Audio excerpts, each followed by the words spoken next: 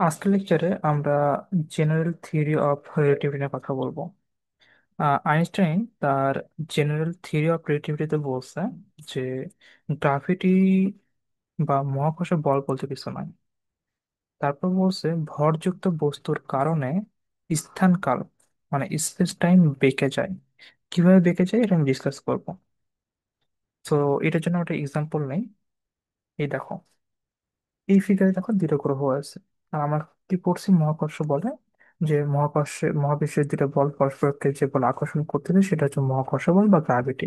এখন আইনস্টাইন বলতেছে যে এইরকম ফোর্স বা গ্রাভিটি বলতে আসলে বাস্তবে কিছু এক্সিস্ট করে না।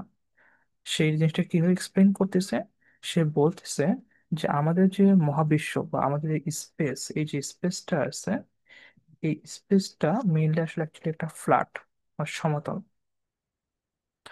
যখন এটা একটা হলো সমতল, যখন এখানে আসলে কোনো একটা ভারী বস্তু রাখা হয়, ভারী বস্তু যখন রাখা হয় তখন এখানে সে আসলে খাদের সৃষ্টি করে। এবং এর চারপাশে আসলে আমাদের অন্যান্য গ্রহগুলো থাকে।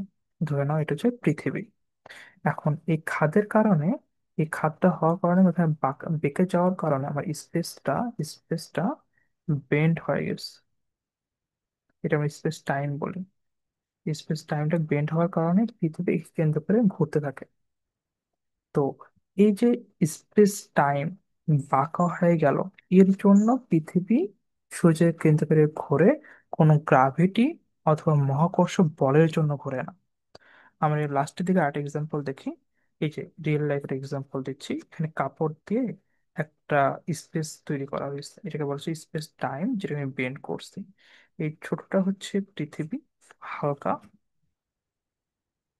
আর এই সূর্যটা হচ্ছে ভারী, এবং এটা কেন্দ্র করে ঘুরতেছে।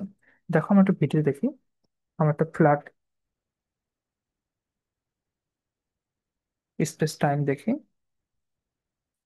দেখবা যে এই যে এটা হচ্ছে আমার ফ্ল্যাট। এটা এই যে কালো কাপড়টা দেখতেছো, এটাকে আমি বলতেছি এটা হচ্ছে আমার মহা স্পেস।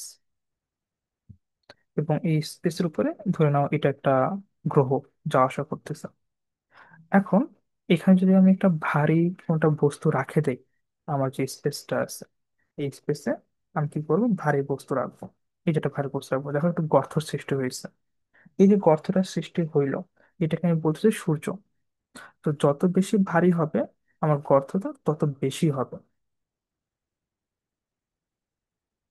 তো দেখো, এখানে আমি দেখাচ্ছি এই সাদা যেটা হলো পৃথিবী। তো এটা আসলে একে ওই সূর্যকে কেন্দ্র করে ঘুরতেছে। তো এটা হচ্ছে আমার রিয়েল লাইফ এক্সাম্পল। সো এই জিনিসটা আমরা এখানে দেখানোর ট্রাই করছি যে এটা আসলে মেইনলি আমার আসলে প্লেন ছিল। এটা আসলে ভারী হওয়ার কারণে এখানে আসলে খাদের সৃষ্টি হয়েছে। আর এই খাদ সৃষ্টির হওয়ার জন্য এটা অ্যাকচুয়ালি একে কেন্দ্র করে ঘুরতেছে। এটা একটা ভিজুয়াল রিপ্রেজেন্টেশন।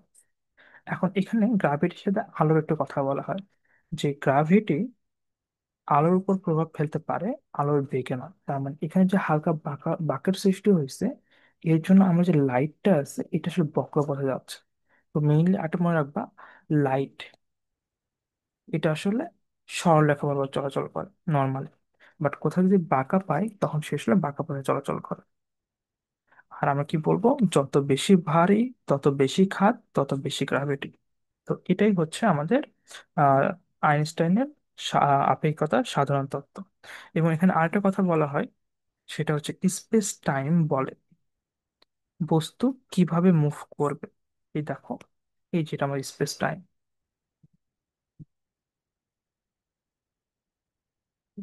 এটা হচ্ছে আমার স্পেস টাইম, এটা আমার স্পেস টাইম। এই স্পেস টাইমটা বলে এই বস্তুটা কিভাবে এখানে মুভ করবে। তারপরে বলতেছি বস্তু, বস্তু কোনটা, বস্তু মানে আমার পৃথিবী। পৃথিবী কি বলে, পৃথিবী বলে স্পেস টাইমে কার্ভ কেমন হবে। এই দুটো লাইন একটু মাথায় রাখবো। তো আমাদের এই হচ্ছে আপেক্ষিকতার সাধারণ তত্ত্ব।